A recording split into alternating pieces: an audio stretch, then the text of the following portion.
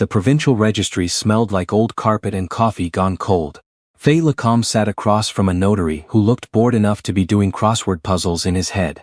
And she signed her name on the final dissolution of her marriage, with the same neat, unhurried script she used to sign business checks. Jason Merritt sat at the far end of the table with his lawyer, a guy named Keith who wore a tie that was too tight for his neck.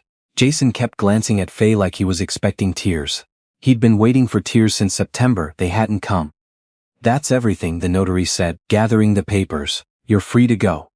Faye stood, straightened her blazer, and picked up her bag.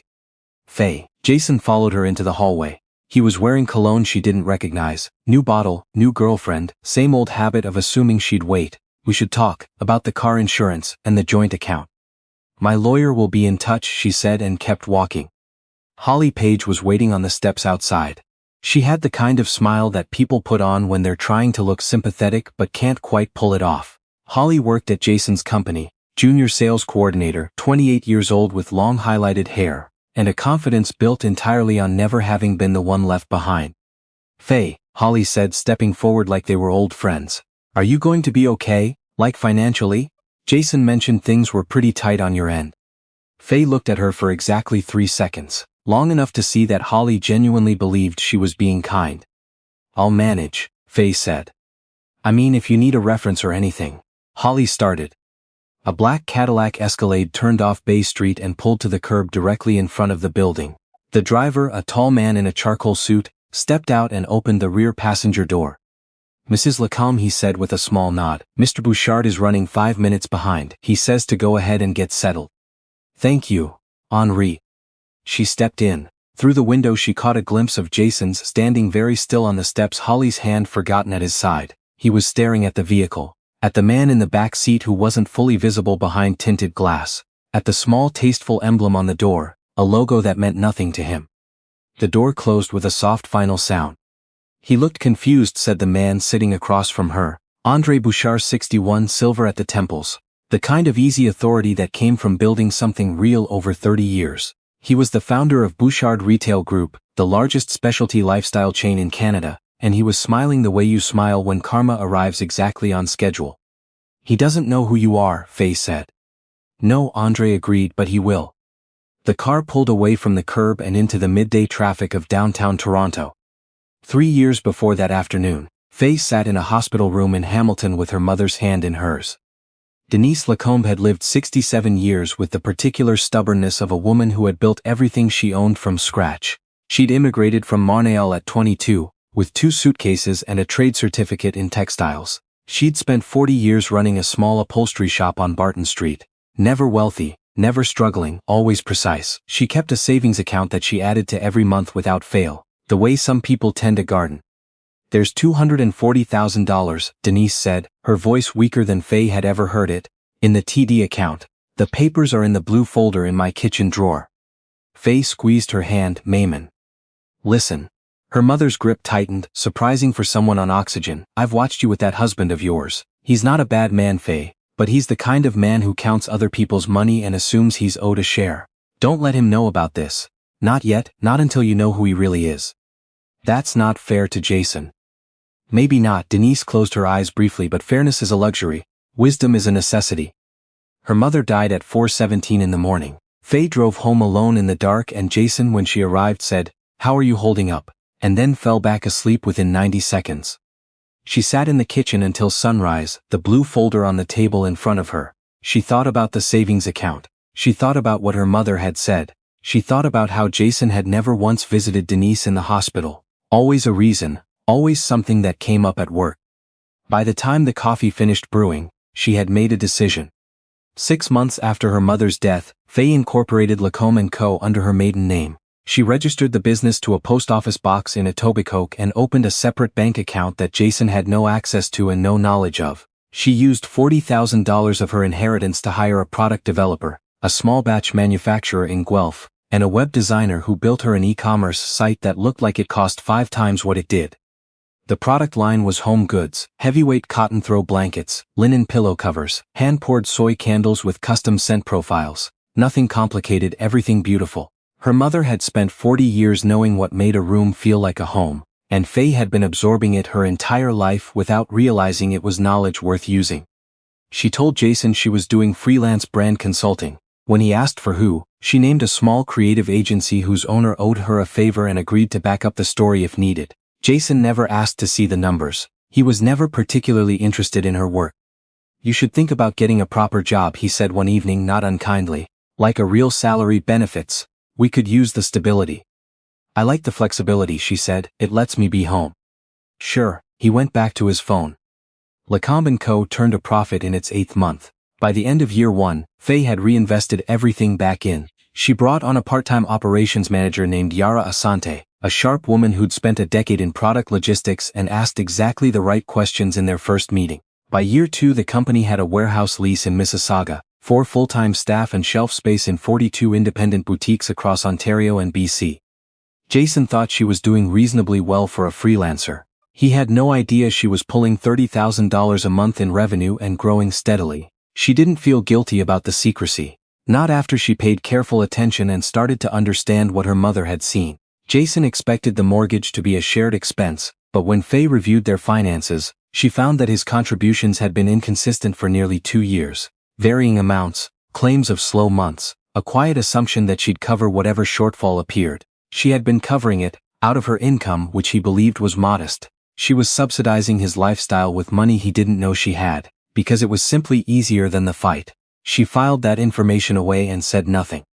The first sign came in January, a receipt for dinner at a restaurant she'd never heard of on a Tuesday night when Jason said he was at a client thing in Vaughan. The restaurant was on King West. She looked it up. It was not the kind of place you took a client. She said nothing and paid the credit card bill. The second sign was a hair elastic on the floor mat of his car. She'd borrowed it to run errands and noticed it when vacuuming. She put it back where she found it. The third was his phone. He had always been casual with it, left it on the counter, tossed it on the coffee table. Then one Tuesday in February he started keeping it face down. Then he started taking it to the bathroom. Then he put on a passcode he hadn't had before. Faye called a family law lawyer named Bernadette Cho, who had come recommended through a business contact. Bernadette was 45, direct, and had the kind of measured calm that made you feel like whatever situation you were in, she'd seen considerably worse. "I want to understand my position before anything becomes official," Faye said in their first meeting. Bernadette asked questions for an hour. At the end she said, "You're in a stronger position than most people who come through that door. But we need documentation, everything." "I'll get it," Faye said. A private investigator named Raymond Sutherland spent 3 weeks on Jason's routine. He was thorough and unsentimental. When he called Faye, he set a folder on the coffee shop table between them and let her open it at her own pace. The photographs were what she'd expected and somehow still worse than she'd prepared for. Jason and Holly outside a hotel on Temperance Street. Jason and Holly at a restaurant in Leslieville. A charge for a spa weekend in Niagara-on-the-Lake in November. On the joint credit card Faye managed and paid off every month. $612 she had paid for his girlfriend's spa weekend without knowing it. 10 months, Raymond said. "That's how long I can confirm from what I found." Faye closed the folder. She didn't cry. She had spent 34 years learning, from her mother and from herself, that tears were most useful when they served a purpose. Right now, they didn't serve one. That night she sat in her home office, the room Jason called her craft room because he'd never quite taken her work seriously enough to call it an office, and she opened her laptop. Lacombe & Co.'s current valuation, $4.2 million. Her personal savings, separate from the business and from anything Jason had ever touched, just over $800,000. Her mother's remaining inheritance, 2 GICs that had matured, $310,000. She was not a woman who was going to struggle. She texted Bernadette, "I have everything, I'm ready to file." Faye did not confront Jason that night, nor the week after. She gave him 12 more weeks, not out of weakness, but because Bernadette needed time to prepare properly, and because Faye had learned from her mother that the worst move in any negotiation was to go before you were ready. During those 12 weeks she transferred the company accounts into a holding company she named Denise Holdings. She moved the warehouse lease. She documented 31 months of mortgage payments she had made from her personal accounts. She kept records of every credit card charge she could trace to the affair. Dinners, hotel rooms, the Niagara weekend, a bracelet from a jeweler on Bloor West that had never once appeared on their dresser. Jason came home one Sunday evening in April to find Faye sitting in the living room with a folder on the coffee table. I need you to look at something, she said. He looked. He tried to explain for about 45 seconds and then stopped bothering.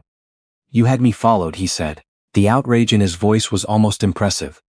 You spent over $600 on a spa weekend for Holly on a card we share, Faye said. I paid that bill, so let's talk about violations. He tried 3 different approaches in 20 minutes. Denial and anger, then remorse and promises. Then, the one she'd been waiting for, condescension. Faye, be realistic, you can't carry this place on freelance income, you need me here. I don't, she said simply. What are you going to do, rent a 1-bedroom somewhere and call it a fresh start? On what? Bernadette Cho will be in touch with your lawyer on Monday, she said. I'd suggest you find one who actually knows family law. He left that night for Holly's apartment. Faye called her moving company and arranged for her things to be collected Tuesday morning. She moved into a 2-bedroom condo in the Distillery District that she had quietly purchased 4 months earlier, under Denise Holdings, as an investment property. She had furnished it herself naturally. It looked like something out of a design magazine, because she understood exactly what she was doing with a room. The settlement meeting took place in Bernadette's office on a Thursday in late May. Jason arrived with a lawyer named Dave who was very confident for the first 8 minutes, and then became progressively less so. My client is seeking dissolution under the terms of the cohabitation agreement signed in 2018. Bernadette opened. Dave cleared his throat. We'd like to revisit the scope of.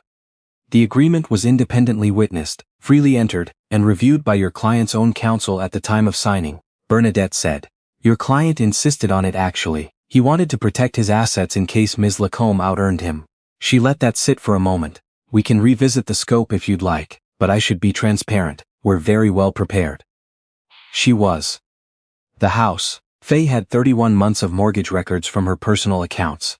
Jason's contributions had been inconsistent then absent. He'd believed he was depositing into a joint account. Faye had restructured that account 2 years earlier, and his deposits had been redirecting into a savings vehicle he had no visibility into. The house was hers. The credit card charges, $7,300 traceable to the affair documented, Jason would reimburse in full. The business, Lacombe & Co. and Denise Holdings predated the dissolution and were structured as separate legal entities. Their assets were not marital property. Dave studied the documentation for a long time and said nothing useful. What does he actually get? Dave finally asked. His RRSP, Bernadette said, his car, his personal belongings, half the contents of the joint checking account which currently holds $2,100. Jason had been quiet through most of the meeting. He looked at Faye directly for the first time since sitting down. You built a business, he said, not a question. He'd clearly done some searching in the weeks since the separation, a real one, this whole time. Faye held his gaze. Yes. Why didn't you tell me? She thought about a hospital room in Hamilton, about a blue folder in a kitchen drawer, about a woman who had spent 40 years adding to a savings account that no one knew the purpose of patiently, month after month, because she understood that some things need protecting before they're ready to be shared. Because you told me I should get a proper job, Faye said, with a salary and benefits. He signed the papers 20 minutes later, his hand not quite steady. The weeks after the divorce were, unexpectedly, the quietest Faye had felt in years. She walked to work along the lake in the mornings. She had lunch with Yara, who had grown Lacombe & Co.'s retail partnerships to 68 boutiques and was deep in negotiations with a national chain. She spent evenings in her condo with a book, or on the phone with her sister in Quebec City, or sitting on the small balcony watching the lights come on over the old distillery buildings below. She had met André Bouchard 6 months before the divorce, at a trade show in Vancouver. His buyer had flagged Lacombe & Co. as a brand worth pursuing, and André had come to the show personally. Unusual for someone at his level, but he said he liked to see things for himself. They talked for an hour at the show, and then for 2 more hours over dinner, the conversation moving between business and everything else without awkwardness. He was recently widowed. His wife of 30 years had died 18 months before, and he had the particular quality of someone who had done real grieving and come through it without losing himself. He asked good questions and listened to the whole answer. Over the months that followed, they built a professional relationship that kept finding reasons to become personal. He sent articles she'd actually want to read. He asked her opinion on deals he was considering. He called about the distribution agreement, and then kept the call going until they'd talked about something else entirely. Neither of them pushed. They were both careful people who had learned, in different ways, that good things didn't need to be rushed. The distribution deal signed 2 weeks after her divorce was finalized. Lacombe & Co. Products in 84 Bouchard Retail Group locations across Canada, with an option to expand to U.S. stores within 18 months. Worth conservatively $3 million in the first year. Andre had insisted on being there when she signed, which was when she'd arranged for Henri to collect her from the registry office on the way to dinner. It seemed right, he'd said, when she told him where she was coming from. You shouldn't have to take a cab on a day like that. She'd laughed, a real one, the kind that caught her off guard. Over dinner at a quiet restaurant on the Esplanade, they talked about what came next for the company, for everything. You built something real, Andre said. Without any of the advantages people assume you'd need. That's rare. My mother built the foundation, Faye said. I just knew what to do with it. Don't do that, he said, not unkindly. Take the credit. She did. Jason's unraveling happened in stages, the way these things tend to. Holly lasted 4 months. The relationship had been built on a particular fantasy that required the marriage to exist as a backdrop, and once the marriage was gone, the fantasy needed replacing. It didn't get replaced. He was demoted at work for the workplace relationship. HR had flagged it during a routine audit, and his manager had enough to justify the decision. He dropped from $82,000 to $51,000 in one conversation. Holly was gone by October, a brief note on the kitchen counter mentioning someone from accounting. He found out about Lacombe & Co. properly that fall, when a profile ran in the Globe and Mail's report on business. The headline read, "Built in Secret: How Faye Lacombe Grew a $5 brand While No One Was Watching." There was a photograph of her in the Mississauga warehouse, surrounded by product, looking like she'd always known exactly where she was going. The article mentioned the Bouchard distribution deal. It mentioned Denise Holdings. It quoted Faye on her mother. She told me that property can't cheat on you. I think about that a lot. It did not mention Jason at all, not even obliquely. He was not a chapter in her story. He was not even a footnote. He bought the paper at a corner store on his lunch break and read it on a bench outside. His new girlfriend, who worked at the coffee shop near his apartment, walked by on her break and saw him with it. "Is that your ex-wife?" "Yeah," he said. "She looks successful." "She is." "What does she do?" He folded the paper. "She runs a company." "And you didn't know?" He didn't answer. There was no answer that made him look like anything other than what he was. A man who had spent 6 years looking at someone and simply not seeing them. 14 months after the divorce, Lacombe & Co. was named one of Canada's top 25 emerging brands. The recognition came with an invitation to speak at the Toronto Business Forum, a 2-day event at the Metro Toronto Convention Centre that drew investors, founders and journalists from across the country. Faye wore a rust-colored suit she'd designed herself, a prototype for a small apparel line she was considering. Her hair was loose, she carried no notes.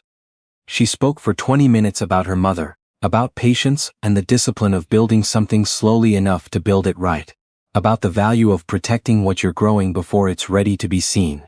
"There's a difference," she said, "between keeping a secret and keeping yourself safe. I learned that from a woman who added to a savings account every month for 40 years and never told anyone why. She was building something. She was waiting for the right time." The applause when she finished was the kind that fills a room from the floor up. Andre was in the 3rd row. He caught her eye when she stepped off the stage and gave a small nod, the kind that meant exactly right. What Faye didn't know until later was that Jason was in the building. He had lost a second job since the demotion and taken work where he could find it. That day he was part of the event catering crew, carrying trays through the service corridor, invisible in the particular way that service staff become invisible at events like this. He recognized her immediately when she walked onto the stage. He stood in the corridor and watched the whole speech through a gap in the curtain. He watched the room rise. He watched Andre meet her at the edge of the stage and place a hand briefly on her shoulder. The easy familiarity of two people who had built something together. He spent the rest of the evening in the back sections of the room, not looking at the main stage. At the end of the night, while the crew was breaking down the service tables, he heard her voice behind him. "Excuse me." He turned. Faye stood there in her rust suit, looking at him the way you look at someone you've already finished processing. Not with anger, not with satisfaction, with the specific neutrality of a person who has genuinely moved on and is simply acknowledging another human being. "You dropped this," she said, holding out a folded $20 bill. He looked at it. He hadn't dropped anything. "It's a tip," she said quietly, "for the service." She placed it on the tray. Their eyes met for exactly one moment, long enough for him to understand that she had known he was there, had known for hours, and had decided to say nothing else about it. Then she turned and walked toward the exit, where Andre stood waiting with her coat. Jason stood with the tray in his hands. The $20 sat on the brushed aluminum surface, impossibly light and impossibly heavy at the same time. It was the last word in a conversation he'd never had a chance to finish. She had given him nothing to push against, nothing to respond to. She had simply acknowledged that he existed, tipped him for his trouble, and moved on. That hurt in a way he hadn't expected. That was the thing about Faye Lacombe. She'd always been harder to argue with than to love. Faye and Andre made it official that winter, not with any announcement. She posted a single photograph on her personal account, the two of them at a farmer's market in the annex, both mid-law, neither looking at the camera. His daughters, both in their 30s in Montreal, sent a warm message within the hour. His youngest wrote, "He smiles differently when he talks about you." We all noticed before he said a word. Lacombe & Co. closed the year at $6.8 million in revenue. Denise Holdings acquired 2 more properties in Hamilton, the city where her mother had spent 40 years. The U.S. expansion with Bouchard Retail Group was confirmed for the following spring. Yara got a title change and an equity stake. Bernadette Cho joined the board as legal counsel. Faye stood in the Mississauga warehouse one afternoon in February, going over inventory with Yara, when her phone lit up with a news alert. A business journal was running a story on the top 10 Canadian brands to watch in the coming decade. Lacombe & Co. was number 3. "You should frame that," Yara said. "My mother would have framed it," Faye said, "then told me to get back to work." Yara laughed. "Smart woman." "The smartest." Faye looked around the warehouse, the neat shelving, the product lined up in its packaging, the small team moving efficiently between stations. She thought about a kitchen in Hamilton at 5 in the morning, about a blue folder in a drawer, about a savings account built 1 month at a time in quiet without explanation for 40 years. Her mother had known. Before Faye had figured it out herself, Denise had seen exactly what her daughter was made of, and had quietly, carefully, arranged for her to have solid ground beneath her feet. Faye didn't need Jason to have failed in order to feel that she had won. That was the thing she understood now, fully and without any bitterness left in it. Winning wasn't about what happened to him. It was about what she built, who she became, and what she would leave behind. A company that bore her mother's name, properties that didn't lie, and a life that finally completely belonged to her. She went back to the inventory. There was a lot of work still to do, and she had always loved the work.